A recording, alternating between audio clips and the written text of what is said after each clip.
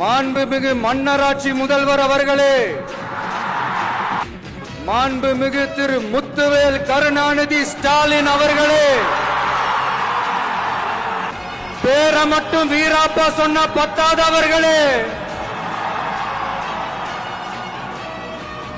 செயல்லையும் ஆட்சியிலையும் அதை காட்டணும் அவர்களே. ஒன்றியத்துல பாஜக ஆட்சியை ஒரு பாசிச ஆட்சின்னு அடிக்கடி அறைகூவல் விடுத்துவிட்டு நீங்க பண்ற ஆட்சி மட்டும் என்னவா? அதுக்கு கொஞ்சம் கூட குறைவில்லாத அதே பாசிச ஆட்சி தானே. ஒரு கட்சி தலைவனா ஜனநாயக முறைப்படி என் கழக தோழர்களையும் என் நாட்டு மக்களையும் பார்க்கறதுக்கோ சந்திக்கிறதுக்கோ தடை போடுறதுக்கு நீங்க யாருங்க?